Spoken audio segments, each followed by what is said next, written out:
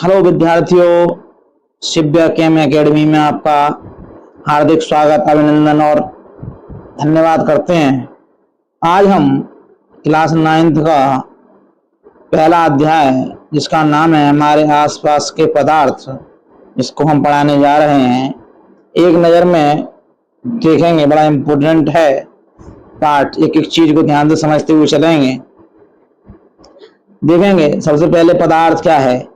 पदार्थ की 3 अवस्थाएं देखी हैं आपने, ठोस, द्रव और गैस। एक बात और नोट करिए, आप कॉपी पेन साथ लेकर बैठें और बैठने के बाद आप उसमें से जो भी चीज़ें आती जाए उसके लिए नोट करते जाएं। वीडियो को पुश कर लिया करें और देख लिया करें, लिख लिया करें। एक अच्छा खासा नोट्स बनाइए जो आपको पढ़ने में मददगार सिद्ध होगा। देखते हैं भाई, ठोस, द्रव, गैस। यहाँ देखिए, ठोस का निश्चित आकार होता है लेकिन द्रव का कोई निश्चित आकार नहीं होता है, और गैस का निश्चित आकार होता है। तो गैस के जो अणु होते हैं वो बहुत दूर दूर होते हैं, और द्रव का कोई निश्चित आकार नहीं होता है, ठोस का निश्चित। दूसरा पॉइंट है निश्चित आयतन होता है। निश्चित आयतन और निश्चित आयतन, यानी कि गैस का कोई आयतन नहीं होता है, दोनों से मेल। कोई बहाव नहीं होता है, ठोस में कोई बहाव नहीं है, बह रहा, लेकिन द्रव का बहाव होता है और गैस का ही बहाव होता है। कण अत्यंत आसपास होते हैं, कणों के बीच रिक्त स्थान होता है, कणों में बहुत रिक्त स्थान होता है। यानी कि हम कहें बात के लिए, कण अत्यंत पास पास होते हैं। तो ये कण है, ये कण है, ये कण है, इस प्रकार से ये कण कैसे हैं, पास पास। ठीक है, ये कण है, ये कण है, ये कण है, ये कण है, बहुत आस पास दिखाई दे रहा होगा। इसी प्रकार इसी क्रम में हम देखेंगे कण अत्यंत आसपास होते, कणों के बीच रिक्त स्थान होता है। तो कैसा होगा भी रिक्त स्थान? देखो, इतनी दूरी हो गई, इतनी दूरी हो गई, इतनी दूरी हो गई, इतनी दूरी हो गई, तो दिखाई दे रहा होगा कि ये कण है, जो कणों के बीच में रिक्त स्थान है। तो हम कह सकते हैं ये किस कंडीशन है, द्रव कंडीशन के हैं। अगर यही बात हम कहते कि कणों में बहुत एक कण यहाँ पे है तो एक कण यहाँ होगा, एक कण यहाँ होगा, एक कण यहाँ होगा, पूरे पे इस प्रकार से कण जो है फैले, इसको कहेंगे बहुत स्थान होता है। संपीड़ता नगण्य होती है, कुछ संपीड़न बहुत ज्यादा संपीड़न होता है। पदार्थ की परिभाषा देखना में, विश्व में प्रत्येक वस्तु जिस सामग्री से बनी है उसे पदार्थ कहा जाता है, और हमारे आसपास विद्यमान हर वस्तु क्या है, पदार्थ है। दूसरी बात, पदार्थ स्थान घेरता है और इसका द्रव्यमान होता है। पदार्थ का स्थान घेरता है और द्रव्यमान होता है। कणों के भौतिक गुण देखेंगे, पदार्थ कणों से बना होता है, ये सतत नहीं है, कंटिन्यूअस नहीं है। पदार्थ के कण अत्यंत छोटे होते हैं, पदार्थ के कण अत्यंत छोटे होते हैं। अगला पॉइंट है, पदार्थ के कण अभिलाक्षण गुण देख लिए। पदार्थ के कण निरंतर गति करते हैं, यानी उनके पास गतिज ऊर्जा होती है। यानी कि हम कह सकते हैं भाई कि जो पदार्थ के कण है, ये कण है, ये क्या करते रहते हैं, लगातार गति करते रहते हैं। पदार्थ के कणों के बीच रिक्त स्थान होता है, ये आपने देखा था अभी जब हम चाय, कॉफी, नींबू पानी पीते हैं। तो एक तरह के पदार्थ के कण दूसरे तरह के पदार्थ के कणों के बीच उपस्थित रहते हैं और रिक्त स्थान में समावेशित होता है। इससे पता चलता है कि पदार्थ के कणों के बीच पर्याप्त रिक्त स्थान होता है। एग्जाम्पल को देखेंगे, लाख गुना आवर्धित पानी के कण, जल हो गया, लवण डाला गया इसमें।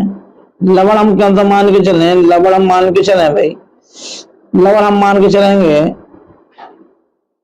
कि NaCl, लवण हम क्या मान के चलें, लवण हमने माना कि हमारे पास जो लवण है वो क्या है, NaCl है। NaCl कैसे बनता है, यानी कि हम क्रिया इसकी HCl से करा दें और क्रिया किसके साथ करा दें, NaOH के साथ करा दें, तब जाके क्या बनेगा, NaCl लवण बनेगा और जल निकल जाएगा।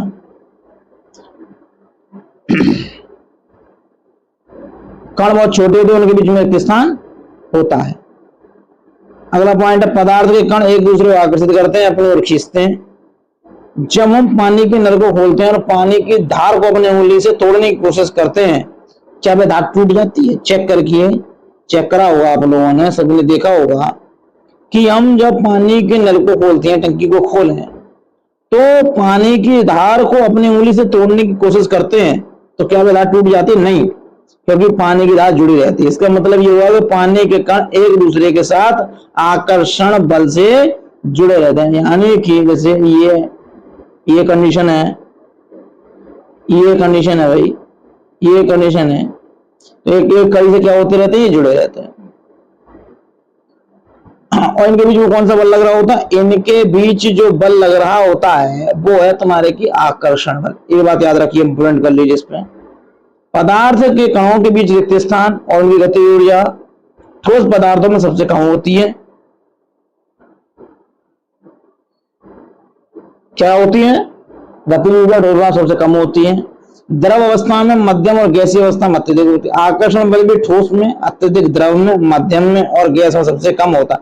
जो आकर्षण बल है, इस बात को देखें, उस पॉइंट को, ये जो पॉइंट है ये वाला, आकर्षण बल भी ठोस में अत्यधिक, द्रव में मध्यम और गैस में सबसे कम होता है। गैसीय अवस्था में कणों में गति मध्यम होती है, द्रव अवस्था में न्यूनतम होती है, जबकि ठोस अवस्था में अधिकतम होती है। यानी कणों की गति मध्यम होती है।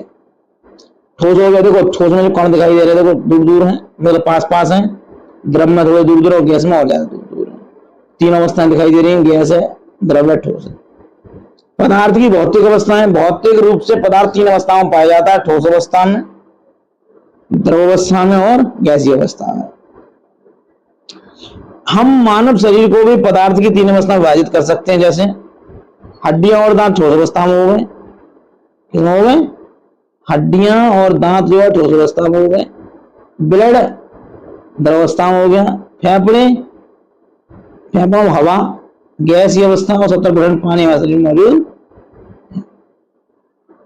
ये पॉइंट देख लीजिए, नोट कर लीजिए। ठोस अवस्था एक निश्चित आकार होता है।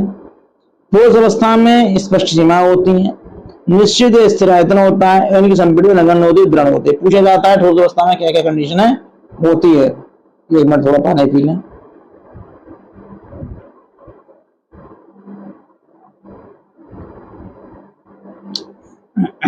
अगला पॉइंट है, बल लगाने से रबड़ बैंड का आकार बदल जाता है, लेकिन बल हटा लेने पुनः मूल आकार में आ जाता है। तो हम कह सकते हैं अगर अत्यधिक बल लगाया जाए तो रबड़ बैंड टूट जाता है, तो लेकिन रहेगा तो सॉलिड ही, ठोस ही रहेगा। ठोस पदार्थों में कणों की गति ऊर्जा न्यूनतम होती है। ठोस पदार्थों में एक निश्चित और दृढ़ रिजिड आकार होता है।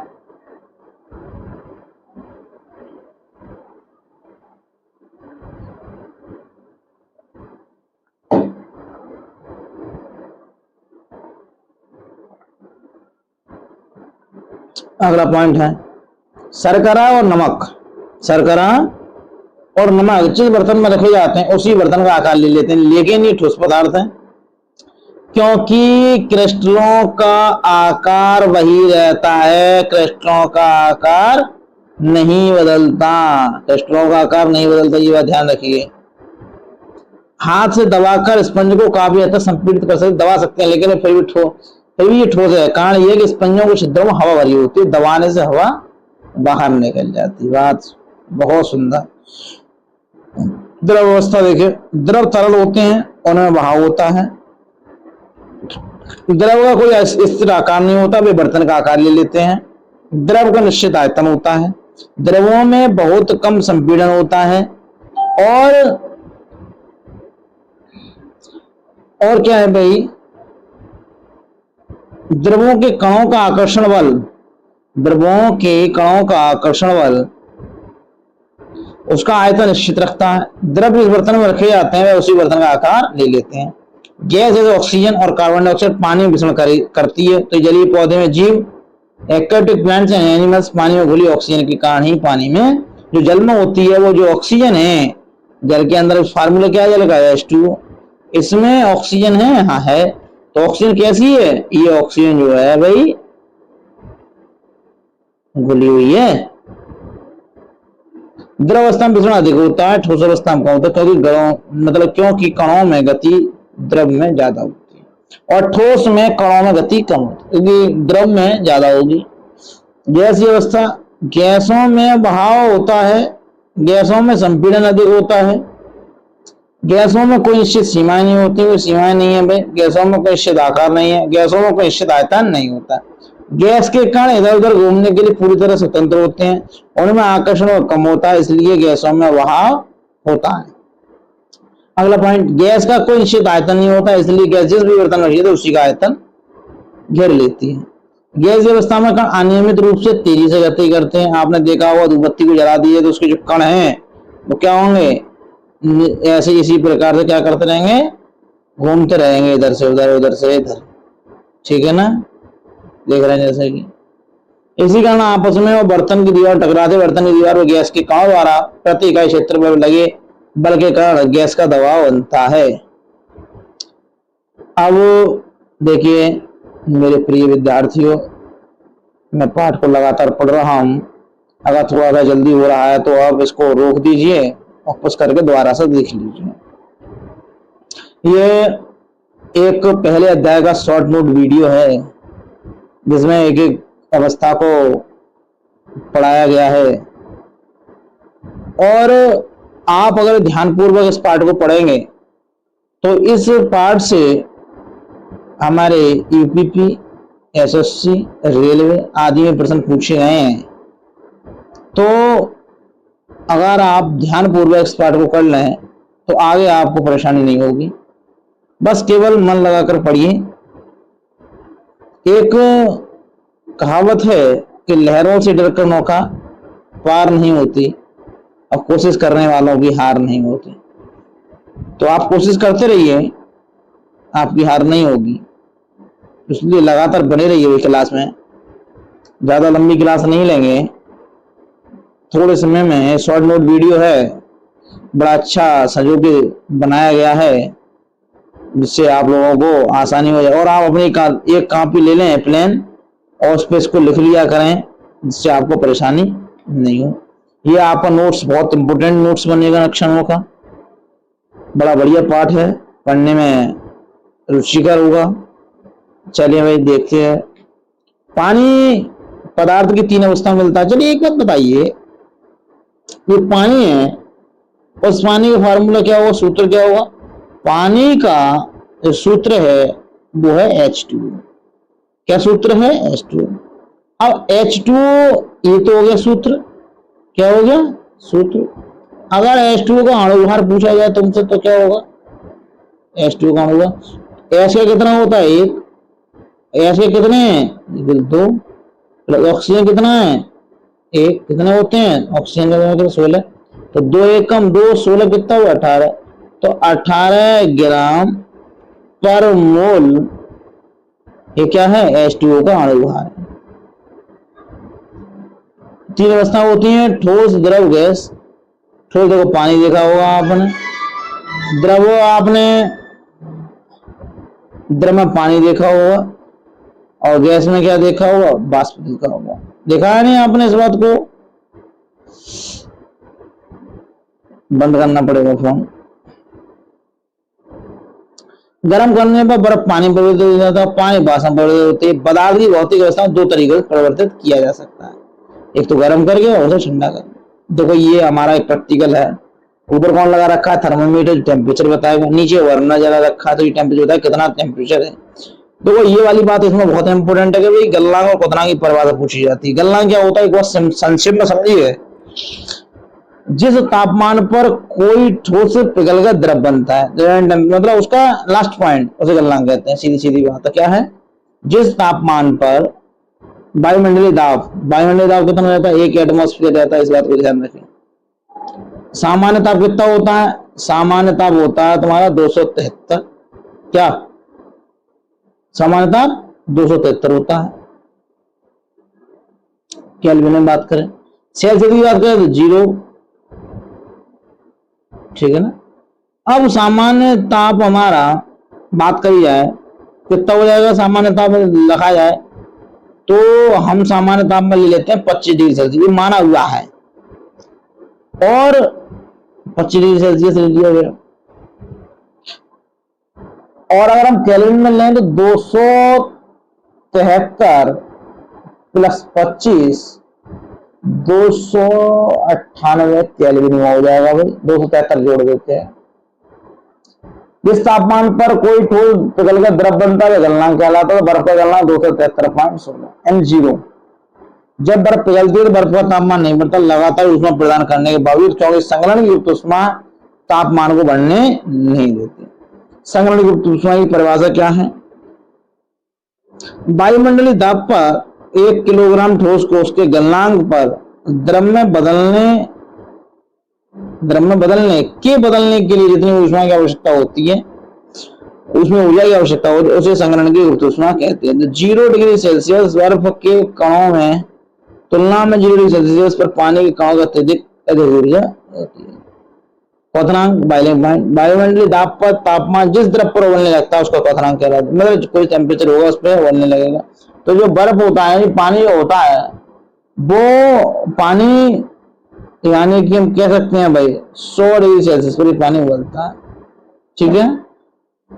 बाष्पीकरण गुप्त ऊष्मा वायुमंडलीय दाब पर 1 किलोग्राम द्रव को उसके क्वथनांक पर बाष्प में बदलने के लिए जितनी ऊष्मा की आवश्यकता होगी उसका बाष्पीकरण की गुप्त ऊष्मा कहलाएगी। देखिए भाई साहब, सभी छात्र, सभी विद्यार्थी इस बात को ध्यान रखें, बहुत ही इंपॉर्टेंट प्रश्न है, तो ध्यान से समझिए। वायुमंडलीय दाब पर 1 किलोग्राम द्रव को क्वथनांक बाष्प में बदलने की आवश्यकता होती है बाष्पीकरण की। जब पानी को उबाला जाता है तो उसके तापमान में वृद्धि नहीं होती।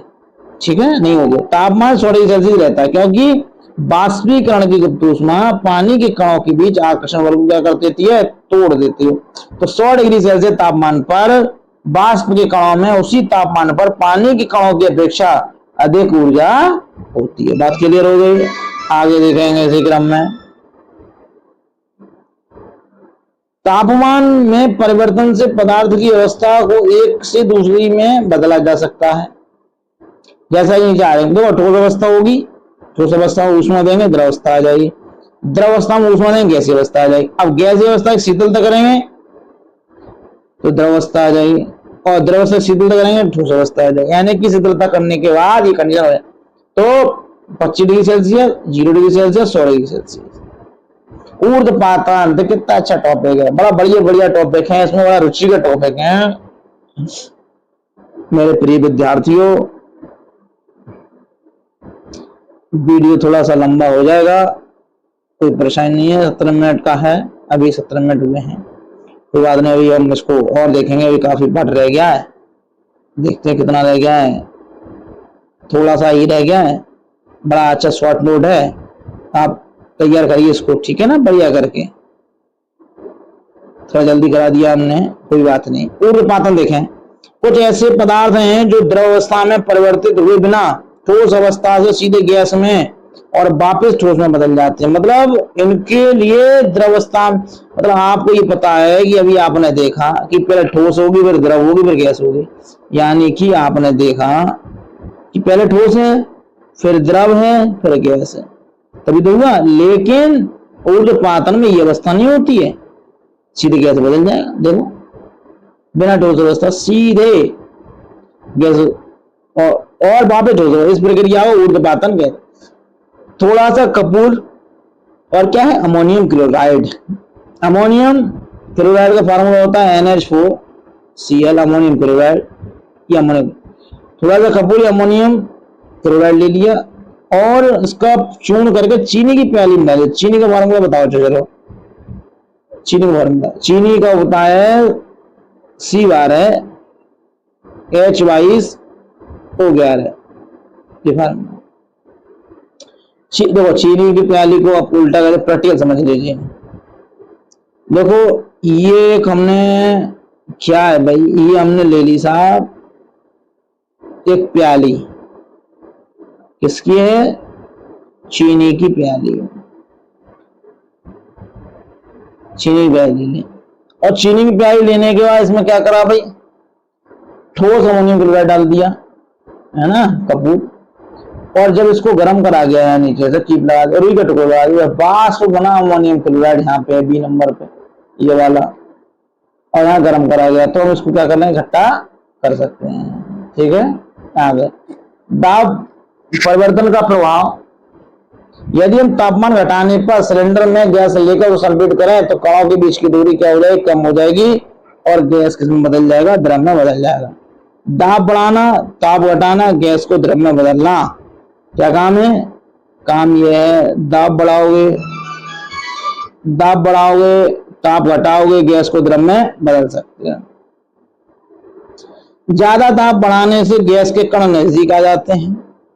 Solid carbon dioxide dry ice को वापस गैसीय, मतलब जो कार्बन डाइऑक्साइड ड्राई आइस का सूत्र ठोस कार्बन डाइऑक्साइड वह द्रवावस्था में बदले, इसके लिए दाब घटाकर 1 एटमॉस्फेयर तक करना होता है। ड्राई आइस शुष्क बर्फ, ठोस कार्बन डाइऑक्साइड सॉलिड CO2 कहते हैं, याद रखिएगा। देखें, द्रव और तापमान के प्रभाव से पदार्थों की 3 अवस्थाओं का अंतरारूपण इस प्रकार होता है। देखिए, द्रव आपके पास, यानी आप देखिए आपके पास, एक मिनट, आपके पास ठोस अवस्था है। ठोस को जब तुमने गर्म किया, किसमें संग्रहण किया ठोस के लिए, तो ये बन गया तुम्हारा सा द्रव, यानी कि ये कैसा है, ये है ठोस। संग्रहण करने का क्या बना, द्रव। फिर इसका बाष्पीकरण करा तो क्या बन गया, गैस। ठीक है, अब ठोस से सीधे क्या बन जाए, गैस, तो ये कंडीशन क्या कहलाती है, ऊर्ध्वपातन। और गैस से सीधा ठोस बन जाए तो क्या कहलाती है, तब भी ऊर्ध्वपातन कहलाती है। ठीक है, और जब गैस का संघनन करें तो बन जाता है द्रव, और अगर द्रव का संघनन करें यानी कि जमना हो जाए तो बन जाएगा ठोस। तो आपने देखा, देखोगे। बाष्पीकरण एक सतही प्रक्रिया, इसमें द्रव पदार्थों में सतह के कण क्वथनांक से नीचे किसी भी तापमान पर वाष्प में बदलने लगते हैं, ऐसी प्रक्रिया को बाष्पीकरण कहते हैं। सतह पर उपस्थित कणों में उच्च गतिज ऊर्जा के कारण वे अन्य कणों के आकर्षण बल से मुक्त हो जाते हैं। जब सतह पर उपस्थित कणों में उच्च गतिज ऊर्जा होगी, मतलब जो कण हैं उनके कणों के मध्य में ये कण है, वो ये कण है, ये कण है, ये कण है, ऐसे कण है, इनके आकर्षण बल से मुक्त हो जाए, फ्री हो जाए, तो इनमें क्या होगी, उच्च ऊर्जा होगी, जिसको हम क्या कहते हैं, उच्च। वाष्पीकरण को प्रभावित करने वाले कारक, मुख्य कारक हैं भी हमारे, सतही क्षेत्रफल, तापमान में वृद्धि, आर्द्रता, वायु गति, ये 4 पॉइंट है। सतही क्षेत्रफल बढ़ने से बाष्पीकरण दर बढ़ जाएगी, और टेम्परेचर बढ़ा दिया जाए तो बाष्पीकरण दर बढ़ जाएगी। तुमने देखा होगा पानी जल्दी गर्म होने लगेगा, क्योंकि पदार्थ के कणों की गति ऊर्जा बढ़ जाती है। आर्द्रता, अगर हवा में आर्द्रता है तो बाष्पीकरण की दर घट जाती है, ज्यादा आर्द्रता कम बाष्पीकरण। वायु की गति, अगर वायु की गति बढ़ जाती है, अगर वायु की गति बढ़ जाती है तो बाष्पीकरण की दर भी बढ़ जाती है। बाष्पीकरण से शीतलता, तुमने देखा होगा असंगन दौरान बाष्पीकरण प्रक्रिया के दौरान लुप्त हुई ऊर्जा को पुनः प्राप्त करने के लिए द्रव के कण अपने आसपास वातावरण से ऊर्जा को अवशोषित कर लेते हैं। इस अवशोषण के कारण वातावरण कैसा हो जाता है, शीतल हो जाता है। फॉर एग्जाम्पल, अगर हम हाथ पर एसीटोन डालें, एसीटोन का सूत्र बताओ। एसीटोन यहाँ किसकी आवाज दे रही है, ऑन की, ऑन की दे रहा है, तो भाई देखो याद रखिए, जो ऑन की आवाज देता है कीटोन है C11O, और एसीटोन का फार्मूला होता है तुम्हारे CH3 और COCH3, ये होता है एसीटोन। यानी कुल मिलाकर CO इसमें कार्बोनिल ग्रुप दे रखा है, यानी यहाँ CH3, यहाँ CH3, तो बन जाएगा कीटोन, इसी को कहता है एसीटोन। इसी का हम हाथ में शीतलता महसूस होती है। गर्मी में हमें सूती कपड़े नहीं पहनने चाहिए, क्योंकि गर्मियों में पसीना अधिक आता है। सूती कपड़े पानी को अच्छे अवशोषक कारण पसीना अवशोषित करके वायुमंडल में आसानी से बाष्पीकरण कर देते हैं, इसलिए हमें सूती कपड़े पहनने चाहिए। अतः गर्मी में सूती कपड़ों से आराम भी मिलता है। गर्मियों में अक्सर लोग मैदानों में पानी छिड़कते हैं, देखा होगा तो लोग सड़कों पे, घरों में सब पानी में छिड़कते हैं, धुलाई कर देते हैं। ये पानी मैदान से ऊर्जा यानी गर्मी प्राप्त करके वाष्प में बदल जाता है और उस जगह को क्या कर देता है, ठंडा कर देता है। देखिए हमने पाठ को पूरा पढ़ा दिया 25 मिनट के अंदर, बड़ा छोटा नोट्स था और सारी बातों को कलेक्ट किया गया है। तो मेरे प्रिय विद्यार्थियों, ज्यादा लंबी क्लास नहीं करूंगा मैं, ये वाली जो मुख्य चीजें थी मैंने आपको समझा दी। एक शॉर्ट नोट मानकर चलें इसको, 25 मिनट की क्लास आप देख लीजिए, इसका मतलब आपका पहला अध्याय तैयार हो जाएगा। और हमारे चैनल को सब्सक्राइब करें, लाइक करें, कमेंट करें। अगर किसी को परेशानी है तो आप मेरे कमेंट सेक्शन में अपना नंबर दे के मुझे भेज सकते हैं, इससे मुझे आपके डाउट सॉल्व करने में परेशानी होगी। शिव्या कैमरा एकेडमी में आपका हार्दिक स्वागत, अभिनंदन और बधाई। अब मैं अपनी क्लास को यहीं विराम देता हूं। बहुत बहुत धन्यवाद, बहुत बहुत आभार।